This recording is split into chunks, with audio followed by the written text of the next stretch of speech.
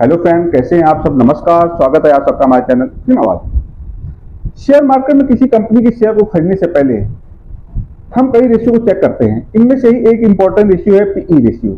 इस रेशियो को जानने से पहले चैनल को सब्सक्राइब जरूर कर दीजिएगा और बेल आइकन के बटन को दबा दीजिएगा, जिससे आपको नेक्स्ट वीडियो का नोटिफिकेशन प्रॉपर मिलता रहे। इसको हम एक सिंपल एग्जांपल से समझते हैं। जब बाजार में सब्जी खरीदने जाते हैं तो आप उस सब्जी की वैल्यू के मुताबिक ही उस सब्जी का प्राइस देते हैं। साथ ही में आप उस सब्जी की क्वालिटी भी चेक करते हैं और उसे देखते हैं कि उसकी क्वालिटी कैसी है।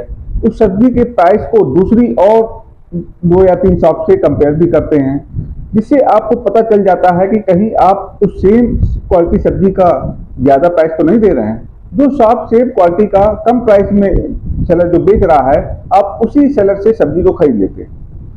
तो क्या आप शेयर बाजार में भी हम पता लगा सकते हैं कि कोई शेयर सस्ता है या महंगा है? कहीं हम किसी स्टॉक को बहुत ज्यादा प्राइस पर तो नहीं खरीद रहे हैं। स्टॉक मार्केट में सेम सेक्टर वाले शेयर महंगे और सस्ते हो सकते हैं। ऐसे में हमें सस्ते शेयर ही खरीदना चाहिए, जिससे मुनाफा अच्छा बन सके। अब कैसे पता करेगी कि कौन सा शेयर सस्ता है और कौन सा महंगा? इन्वेस्टर की इस समस्या को सॉल्व करता है पीई रेशियो। आपने भी पीई रेशियो के बारे में जरूर सुना होगा। इसे हम प्राइस टू अर्निंग रेशियो भी कहते हैं। क्या है पीई रेशियो? सिंपल लैंग्वेज में समझे तो इसका मतलब होता है कि हमें कितने रुपए लगाने पर कितने रुपए अर्न करेंगे। पीई रेशियो को कैलकुलेट करने का एक फार्मूला होता है। PE ratio equal to market value per share, या कह लें current price of share divided by earning per share, जिसे ईपीएस भी कहते हैं। यहाँ पे अर्निंग पर शेयर को निकालने के लिए आप कंपनी की नेट इनकम का भाग आउटस्टैंडिंग शेयर से करना होगा। EPS equal to net income of company divided by total outstanding shares. इसके अलावा पीई रेशियो निकालने का एक और फार्मूला भी होता है। वो फार्मूला है PE ratio equal to market capitalisation divided by total net earning. हालांकि ये दोनों फार्मूला एक ही तरह की जानकारी देता है, लेकिन दोनों फार्मूला से कैलकुलेट करने पर पीई रेशियो की वैल्यू अलग अलग आती है। इसका मेन कारण है अलग अलग तरह से कंपनी के ईपीएस और मार्केट कैप को कैलकुलेट किया जाता है। अब एग्जांपल द्वारा पीई रेशियो को हम समझते हैं। एक रिलायंस कंपनी का एक शेयर का दाम करंट में 2500 रुपए है। इस कंपनी ने पिछले एक साल में 250 रुपये पर शेयर का प्रॉफिट दिया है। यदि हम उसका पीई रेशियो निकालना है तो PE ratio equal to current price of share divided by earn per share, यानी करंट प्राइस उसका 2500 है डिवाइडेड बाई जो अर्न पर शेयर है 250 रुपये है, 250 रुपीज है, तो निकल के आएगा 10 निकल के आएगा, यानी पीई रेशियो उसका हुआ 10। इससे यह मतलब हुआ कि आप 1 रुपए कमाने के लिए रिलायंस कंपनी को 10 रुपए लगाना पड़ेगा, या दूसरे भाषा में कहें तो 2500 रुपए इन्वेस्ट करके हमें 250 रुपए हमें मिलेगा। एक सवाल आता है कि शेयर खरीदते वक्त हम कितना पीई रेशियो पर शेयर खरीदना चाहिए और कितना पीई रेशियो शेयर को नहीं खरीदना चाहिए। आमतौर पर कहा जाता है कि जिसका पीई रेशियो 30 से ज्यादा है तो हमें नहीं खरीदना चाहिए, क्योंकि यदि मुझे 30 रुपए लगाकर सालाना 1 रुपए मिलता हो, यहां तक तो ठीक माना जाता है, और उससे ज्यादा लगाकर यदि 1 रुपए प्राप्त होता है तो कभी भी ठीक नहीं माना जाता। पीई रेशियो अगर 30 के नीचे है तो वो स्टॉक अंडर वैल्यूड होगा। यदि पीई रेशियो 30 के ऊपर है तो वो ओवर वैल्यूड होगा। अगर पीई रेशियो 30 से कम है तो वो शेयर खरीद लेना चाहिए। तो कहा जा सकता है ये शेयर सस्ते में है और अंडर वैल्यूड है। वैसे जैसे जैसे कंपनी का प्रॉफिट बढ़ता जाता है उसका पीई रेशियो बढ़ता रहता है, इसलिए आप कंपनी के पिछले कुछ सालों का मुनाफा देख सकते हैं। यह जरूरी नहीं है कि पीई रेशियो ज्यादा होने से उस शेयर में निवेश ना करें।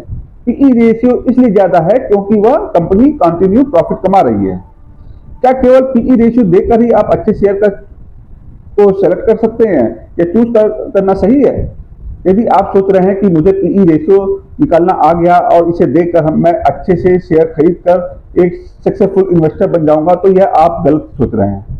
कई बार हम भ्रम में भी आ जाते हैं। गलत पीई रेशियो के कारण भी हम गलत शेयर खरीद कर लॉस उठा लेते हैं। अगर किसी कंपनी का पीई रेशियो कम है तो उस कंपनी का प्रोफाइल, उस कंपनी की हिस्ट्री भी चेक जरूर कर लेना चाहिए।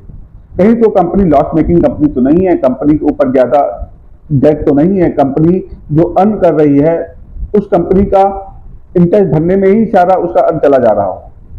कई ऐसी भी कंपनी होती है जिसका पीई रेशियो में काफी अप डाउन होता रहता है, यानी किसी वर्ष वह बहुत ज्यादा बढ़ जाता है और किसी ईयर बहुत कम हो जाता है। जैसे इसमें कोई ऐसी सेक्टर की कंपनी है जैसे रियल एस्टेट हुआ, आईटी कंपनीज हुआ, जो साइक्लिक सेक्टर होते हैं, ज्यादातर उनमें ये देखा जाता है। एक रियल एस्टेट कंपनी को एग्जाम्पल लेते हैं। किसी वर्ष आप देखिए रियल एस्टेट 100 घर भी नहीं बिक पाते हैं और किसी वर्ष 1000 घर भी बिक जाता है। जिस वर्ष उस कंपनी का 1000 घर बिक जाता है उस वर्ष उसका पीई रेशियो 20 मान लेते हैं। हम ये सोचकर शेयर खरीद लेते हैं कि पीई रेशियो उसका कम है। अगले वर्ष 50 घर भी नहीं बिका तो वह हमें नुकसान उठाना पड़ता है। इसलिए आप केवल पीई रेशियो पर डिपेंड ना रहें। पीई रेशियो हमेशा बदलता रहता है, यह नहीं कि आपके एक बार जो पीई रेशियो देख लिया वो हमेशा के लिए रहेगा। मान लीजिए किसी कंपनी का पीई रेशियो अभी 25 है, कुछ दिनों बाद कंपनी ने अच्छा मुनाफा कमाया और उससे शेयर के दाम कंटिन्यू बढ़ते गए, क्योंकि सभी लोग उस शेयर को खरीदने लगे, तब उसका पीई रेशियो और बढ़ जाएगा। और किसी कंपनी स्टॉक का एनालिसिस करते समय पीई रेशियो एक जरूरी फाइनेंशियल रेशियो होता है, क्योंकि इससे आपको पता चलता है कि एक इंडस्ट्री यानी एक सेक्टर में कौन सा शेयर महंगा है और कौन सा सस्ता है। जब आप दो कंपनियों का एनालिसिस करते हैं तो और बाकी सभी पैरामीटर्स में दोनों कंपनियां एक जैसी हैं, तो आप उन दोनों का पीई रेशियो देखकर यह बता सकते हैं कि कौन सी कंपनी में इन्वेस्टमेंट करने पर आपको ज्यादा वैल्यू मिलेगी। इसलिए आप जिस वक्त शेयर खरीदते हैं उस वक्त उस शेयर का पीई रेशियो देख लें। और सबसे इंपॉर्टेंट बात, सेम उस कंपनी का, सेम सेक्टर की कंपनी का पीई रेशियो का कंपेयर जरूर कीजिए और उसका हिस्टोरिकल पीई रेशियो और प्रोजेक्टेड पीई रेशियो को जरूर चेक करें। और इस बारे में प्रोजेक्टेड पीई रेशियो और हिस्टोरिकल पीई रेशियो के बारे में हम नेक्स्ट वीडियो में बताएंगे। तब तक के लिए हमें इजाजत दीजिए, मिलते हैं नेक्स्ट वीडियो में। नमस्कार।